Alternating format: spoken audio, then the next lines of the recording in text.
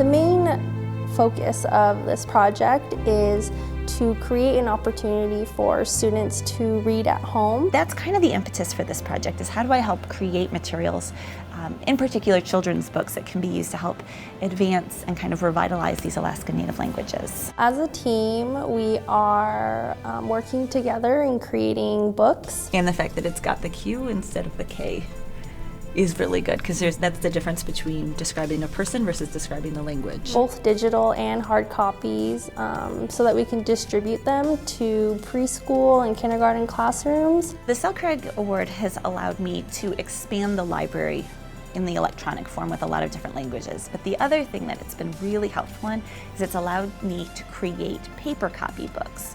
So for example, we were able to take these books that are created by Unite for Literacy.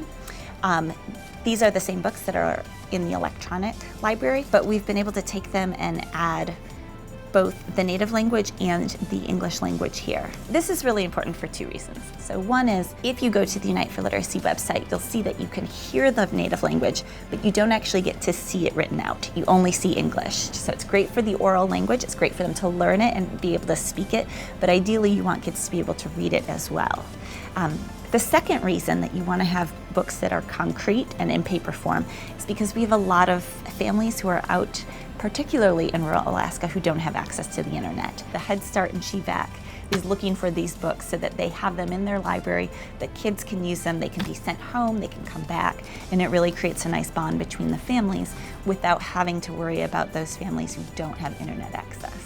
We worked with the local association that brought in teachers from all over Alaska, and we provided a 2-hour session where we showed them these books and we showed them how they could use these books to help reinforce language and culture with their young students. The conference was a really big eye-opener for me. I'd never been a part of something like that, so it's been interesting to work with Dr. Ohle because it's been very professional. She's a very organized individual, and that has helped me in my own personal student career to become more professional and more organized. We are beginning to do this not just in Kotzebue with professional organizations, but I've also started doing this here in Anchorage with the Cook Inlet Native Headstart.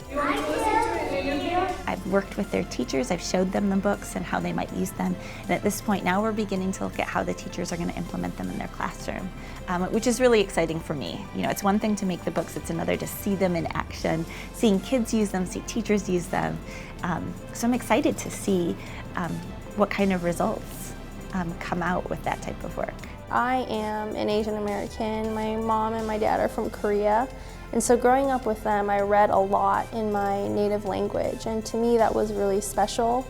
And it really built a connection and a relationship with my parents that I don't know a lot of my friends have, because I know this other language. And to me, like, that's a whole different culture and community that I'm very glad that I'm a part of. Those of us who are in Alaska really understand that language is really connected to culture. And so if you make a point of trying to help people learn their language and protect that language, you're also sending off the message that you really respect and appreciate and want to protect their culture. They're excited to hear the language and then being translated as well.